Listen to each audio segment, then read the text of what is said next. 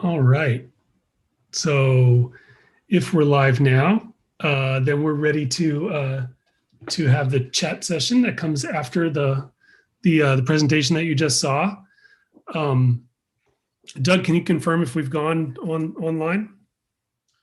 Yes, I think we have gone live now. Okay. Might want to give people just a minute or two to transition from one YouTube link to the next. Yeah, absolutely.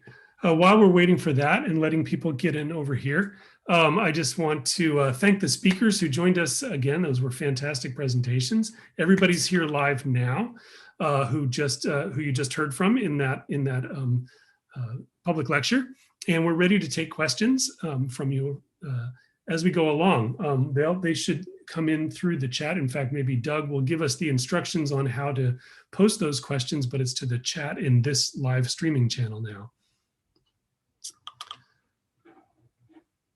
While we wait for first ones to go in, then maybe I will start off by just asking one or two questions because we need a few seconds for questions to stream in and get passed over to me. I'm going to be handling them and then asking our speakers. So Kathy, I would love to ask you first, as you were going around and looking at all the observations you made after the earthquake, what took you the most by surprise, I think? What did you not expect to see after that earthquake, knowing what you already knew about all of the geology of the Puget Sound region? Oh, we need to get you unmuted. All right, Harold, you can hear me now? Okay, that's a great question, and thanks for asking. I've thought about that. I think there were a couple of things that really caught me by surprise. And you know, in hindsight, it's like, well, of course, we would expect that. But on Harbor Island, we saw all kinds of oil sheen on the water that had come up out of the ground, and you know, all kinds of debris. And so that was kind of shocking.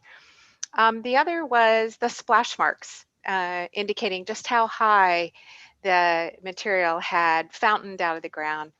And then lastly, probably the big cavities. That sort of surprised me as well. Yeah, absolutely. Some of those photos were really remarkable, and I hadn't seen all of those before. One question just came in online from Mike Cook, and he asks, what depth were the sand blows originating from? Oh, that's a really good question. So when we study liquefaction potential, we look as deep as about 40 feet below the ground surface because we know material from that deep can liquefy. But we suspect that in the case of Nisqually, the material came from, you know, several feet below the ground surface, maybe as much as 10. You know, that's our best guess at this point. Great. I want to ask Jim as well. So you've watched all of the things that have happened in the 2 decades of response since the Nisqually earthquake. We know about some of the marquee things that have changed, like the removal of the viaduct in Seattle and the construction of the 99 tunnel. What do you see as the key things that have happened and the key things that we really still need to pursue in order to you know, be ready for the next Nisqually style earthquake in this region? Again, unmute. Okay, can you hear me? There you go. Okay. That's one thing that's changed. I've had to learn how to unmute myself. There are a couple of things that strike me. One is that we were as ready as we could be at the time, and we did everything that we had planned to do, and we were fortunate we were not tested beyond our capabilities. And I think the humbling thing is that there is something out there that will test you beyond your capabilities, beyond your preparations. There is some type of event out there, whether it's another 12 or 15 seconds of ground motion that makes Nisqually go from an interesting and serious event to a tragic event. But I think there are a couple of things that we need to be doing. And I will say, first of all, that every emergency manager in the earthquake zone that I have dealt with in several states has a dedication and a drive to be as prepared as possible and to prepare their community as much as possible. But there are a couple of things that they need to have to get some help. One is we need to envision the type of damage that could occur in the kind of event that could bring us to our knees as a community, as a writ large, and then see what it is we can do something about before it happens. We need to take that seriously. It's hard to do when a pandemic is hitting us, but frankly, if that went away, something else could occupy our time and it would take us out of the game. We need to stay involved in this. We have campaigns to raise awareness and educate people, but they need to change behavior. And one other, and in fact, so recovery can lead to mitigation if you think about it. If you plan recovery like you plan the earthquake response, which we usually get tied up doing, then you would really have a system in place where you would have a recovery organization structure, public and private, that would help the elected officials gauge what needed to be done. The second thing we're not doing sufficiently is we're not engaging the public in our own disaster exercises in a direct way. We can do that online in very simple ways. And as we've talked about moving from the 3 days to the 2 days of preparedness, I worry that citizens' eyes will roll back in their heads and say, geez, I don't know if I can do that. Well, the pandemic perversely may have helped us because people are going to the store and probably coming home with more than they normally would because they don't want to go back to the store as often. Yeah. But people need in our exercises to say, okay, let's go to my pantry, let's go to my refrigerator, let's go and see if I had to stay here for a while, how long can I last before I just had to get something else? Prescriptions, pet food, other information.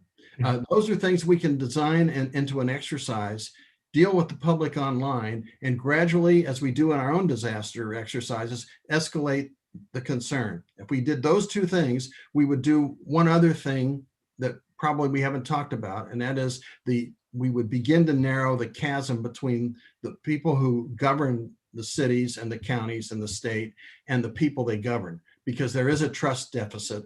I've been writing about it for 10 years. Yeah. And we need to close that because it could get very hard to communicate to the public in a crisis if they don't trust us. Yeah, absolutely right. And there's always other things competing for our attention. Let me turn to a different question about the effect of the quake, or really any of the quakes that we anticipate. Maybe I'll ask Erin Wirth this question. The question that came in was from Carol Tomsick. Will Eastern Washington be affected by the quake? And maybe you could even talk about that for the 3 different types of earthquakes we were discussing. Yeah, so for the kind of Nisqually style event, again, we expect that ground shaking to decrease as you get further away from the epicenter. So if the epicenter of the next deep earthquake is in a similar region to our previous one, so kind of beneath the Puget Sound region, shaking would be pretty light by the time you get to Eastern Washington. Of course, the story could be different, as Harold mentioned, for the different types of earthquakes that we have in the Pacific Northwest. So we're certainly capable of having crustal, shallow earthquakes close to the surface in Eastern Washington, and that is probably the most significant threat of severe shaking in that region.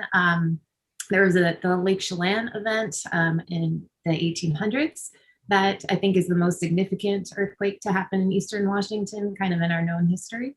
And then, of course, there's the Cascadia megathrust earthquakes. And that, again, the megathrust fault is offshore. So Eastern Washington is pretty far away, but still would likely experience some light shaking from an event like that. Yeah, thanks very much. That's right. There's definitely the diversity of different types that could occur. Lots of questions are pouring in. We'll get to as many as we have some time for. I want to ask this one that Kathy and or Jim can help us with. Doc Rickenstein. We love online handles, right? Thank you for the informative presentation. Is there a resource where folks can find out if the building they live in is a hazard in a quake? Wants to be prepared, but doesn't know where to begin. Jim, do you want to take that one? Actually, I was hoping Kathy would. Yeah, yeah, that's right. I'm semi-retired, but yeah. I would say that for information, specific information, I would refer you to your local emergency management office. Ask them that question.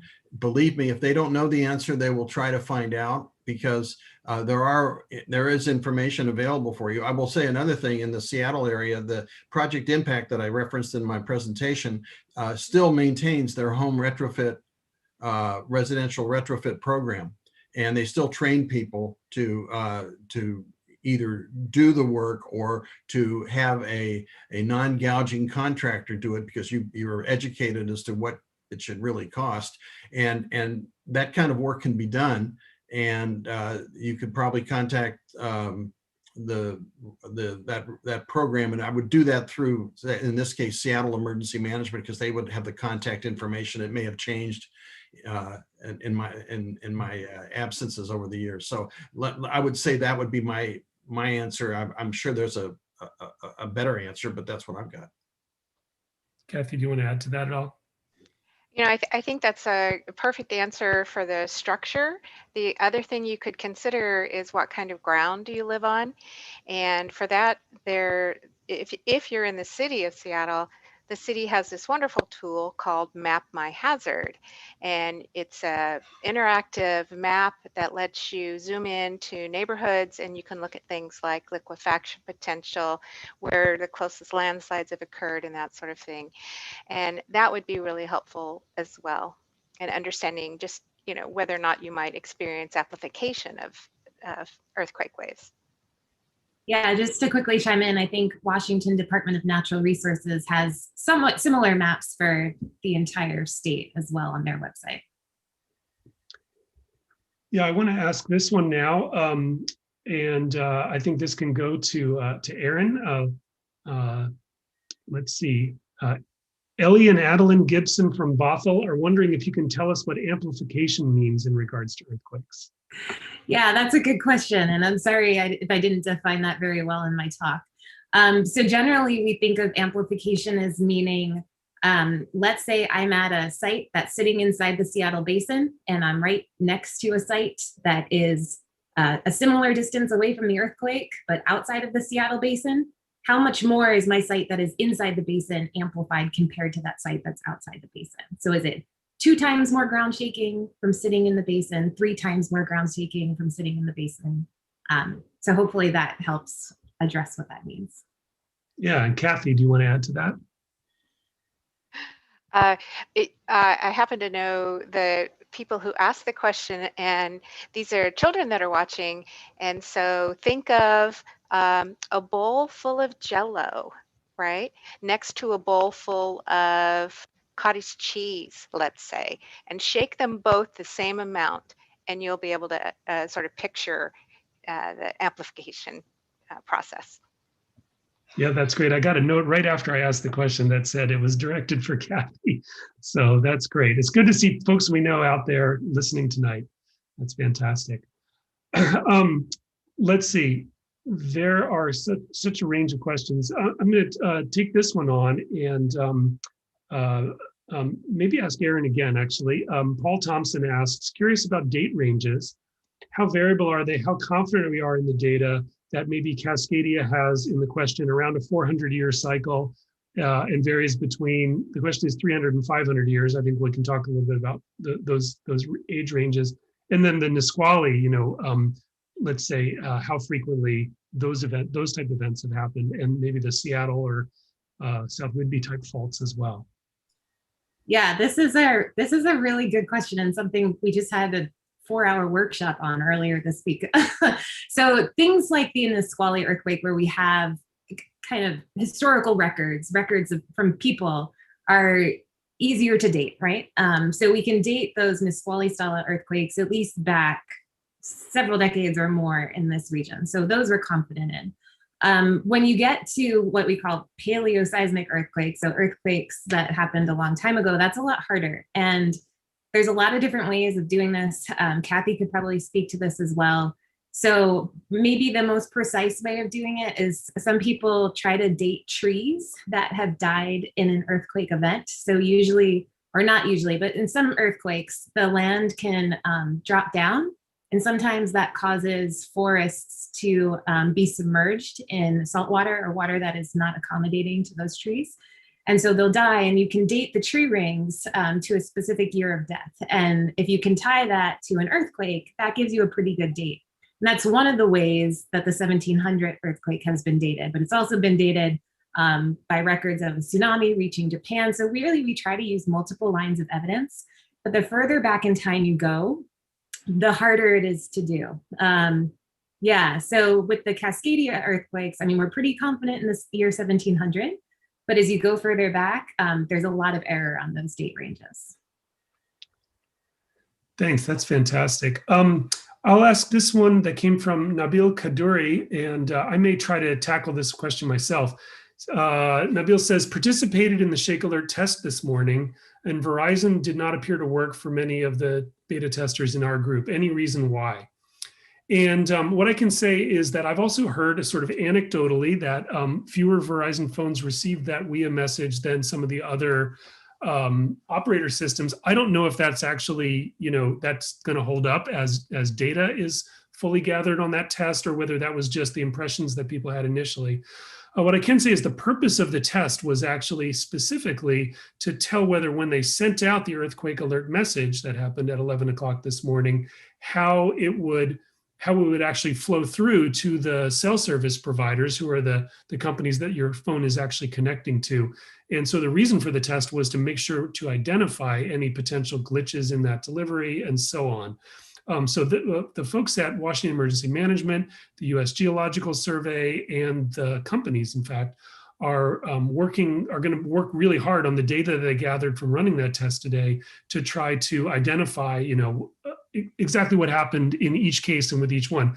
If you were around other people who participated in that, you know that some people got the message on their phone within a few seconds after 11 o'clock on the hour.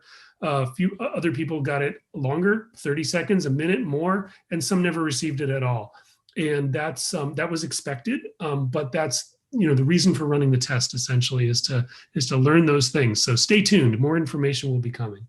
There's going to be a lot more about how the Shake Alert system works coming up over the next few months before the rollout in May. I will, let's see, take another question here from Dawn Seeker 2000. Is the thinking that the subducting slab of the Cascadia subduction zone is too ductile under the Portland area to support the type of events that occurred in Puget Sound in the 20th and 21st centuries? So I think that's a question about why Nisqually, Olympia, Seattle, et cetera, all seem to cluster in one part of the subduction zone. And maybe Erin wants to take that one on. Yeah, I might ask Carol to jump in on this too. I mean, so I guess one thought is that the slab is sort of bending in this area beneath the Puget Sound. And so that might make it kind of susceptible to having earthquakes. But there are a lot of differences along strike in Cascadia. So the slab is different beneath Northern California, beneath Oregon, and beneath Washington. And although we think we're capable of having intraslab earthquakes anywhere, they do seem to be much more common beneath the Puget Sound region. But I think there's a couple of theories as to why, and I don't know if Harold wants to chime in on that too. Yeah, I've talked a lot actually to Ken Krager, who did a bunch of work on this, and some others from the seismological community. And the thinking is, as you know, the subduction zone does have this bend in it. And so where it arches up, there's a concentration of stress potentially.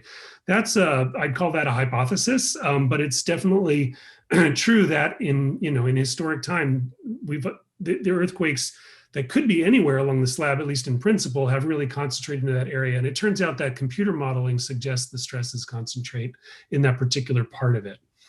So it's a mystery to some extent. It's 40 miles below our feet, so it's hard to get down there and find out, right?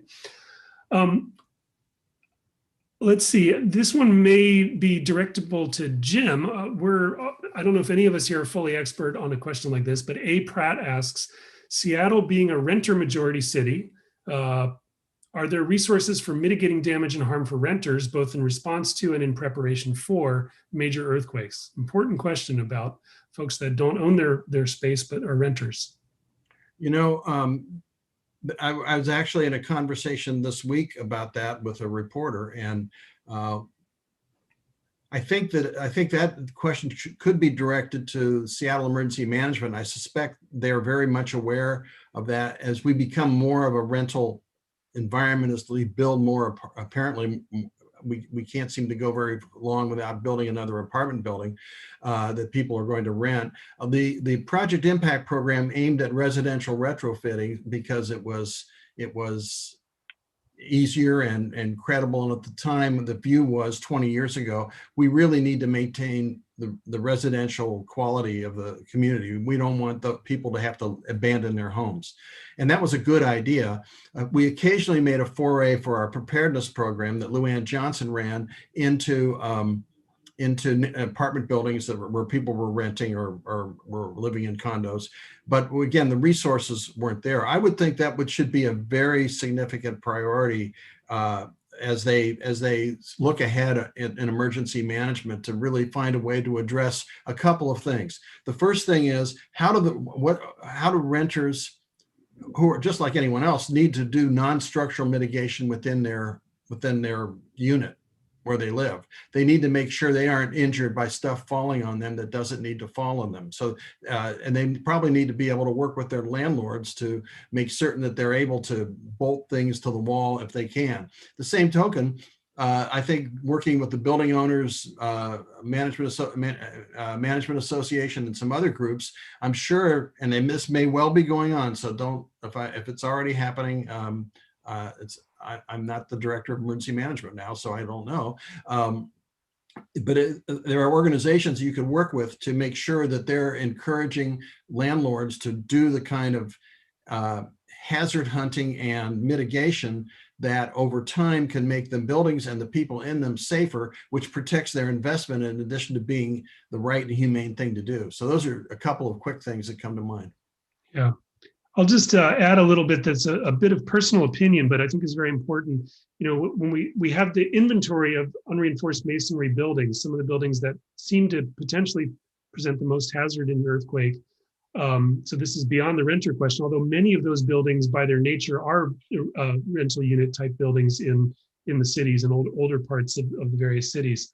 The question arises, you know, how do we actually manage and pay for the retrofit of all these older buildings and a lot of the non-ductile concrete structures? And it's a really important and thorny question to make sure that the solutions to those things are done in ways that, you know, are equitable and will protect people no matter, you know, sort of what their economic status and so on. There are a lot of thorny questions surrounding building owners, building renters, residents, and who bears the cost of all these things. I really want to keep pushing our political leaders to find good, equitable solutions and ways to fund those kinds of projects. Well, I think one way, if I may, because that triggered a thought in my mind, think about what it would cost to replace those things.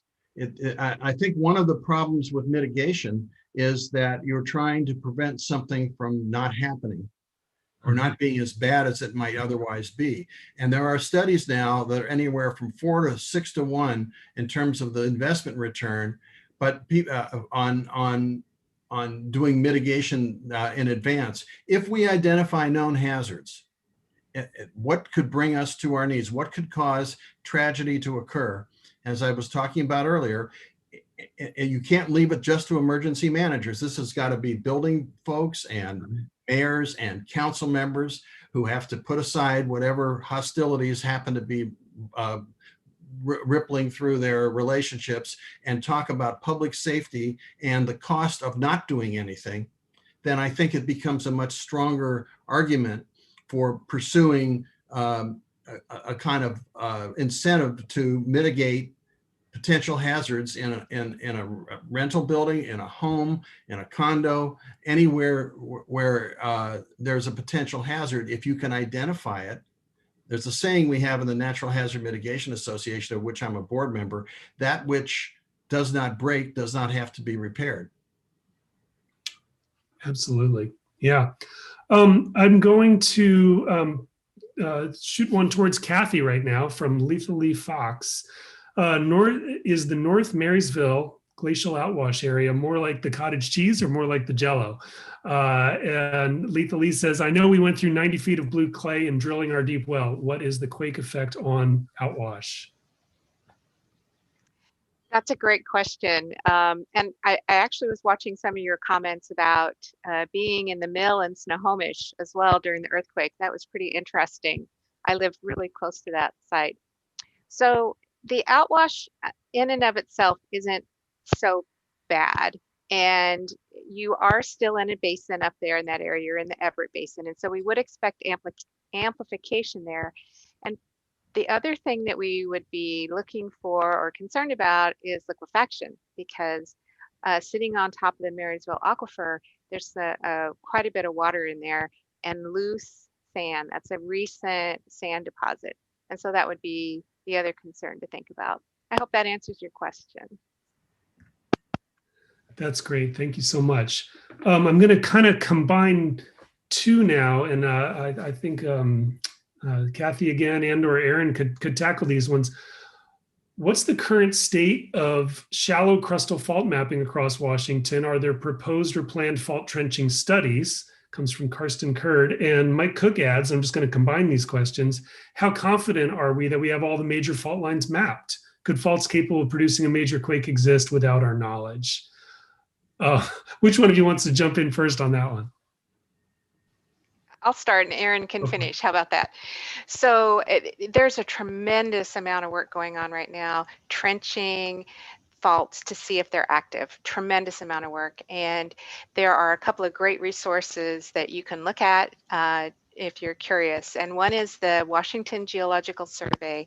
They keep track of the status of faults that are investigated and whether or not they're determined to be active or not.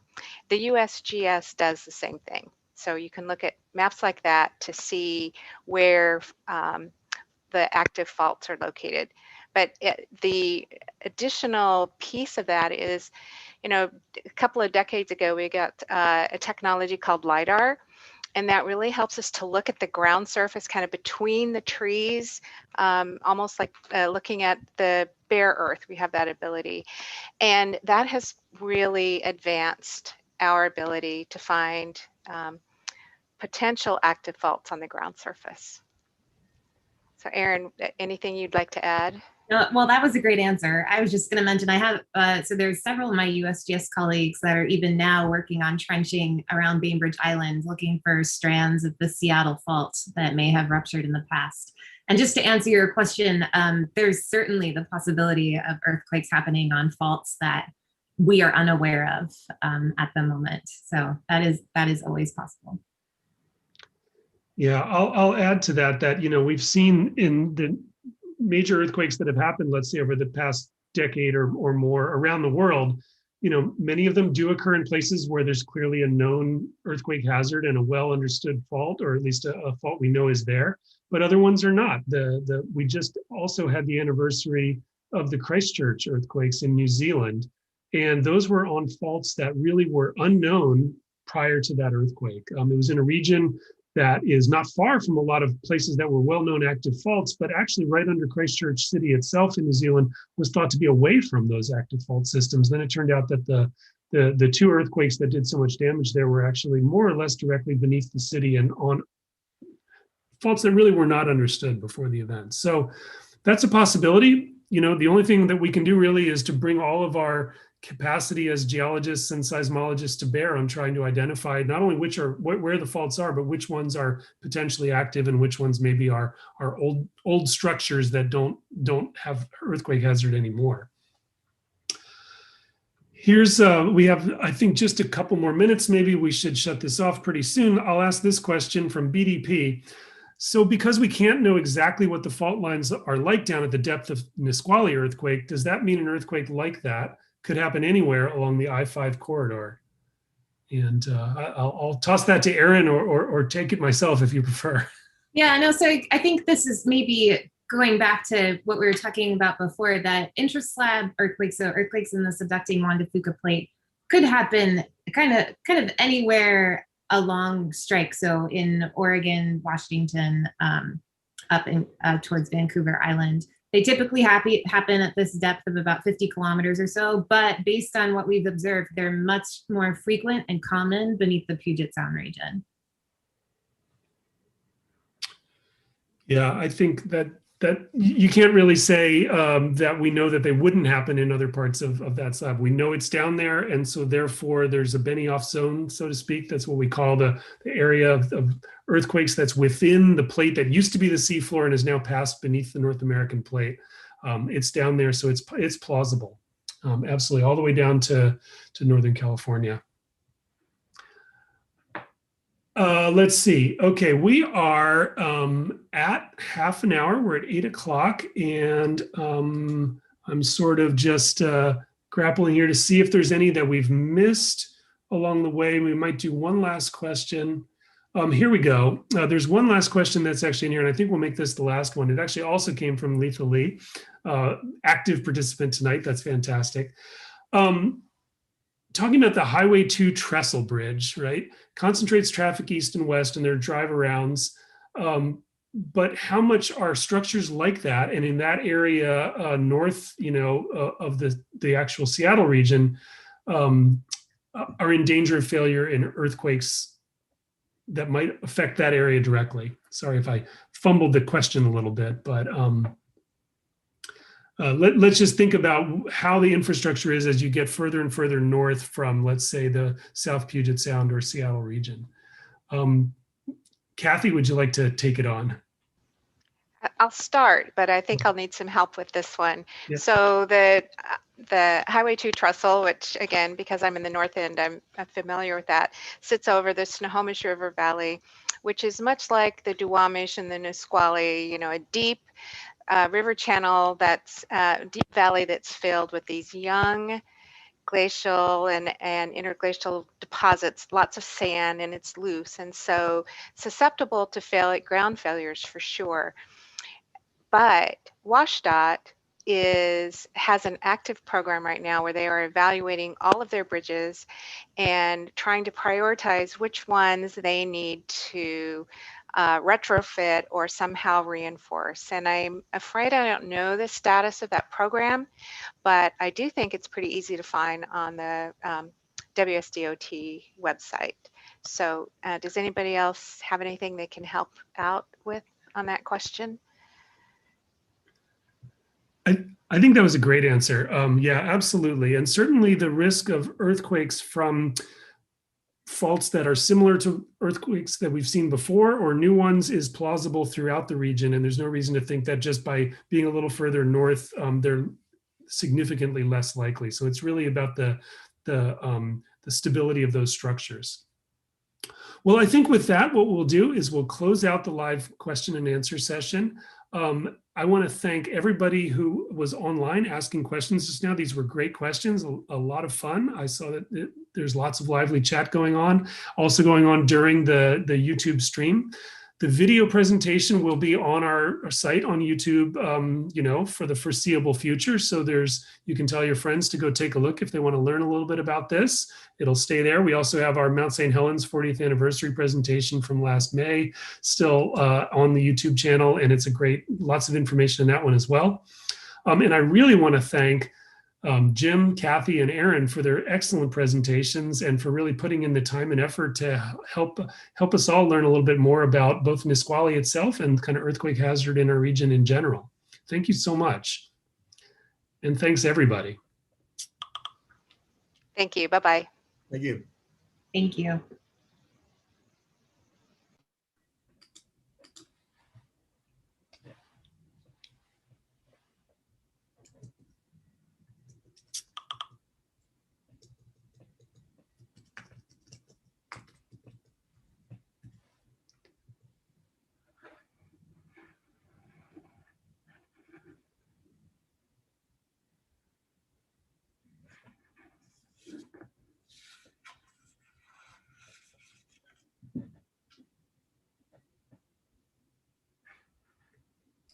All right, so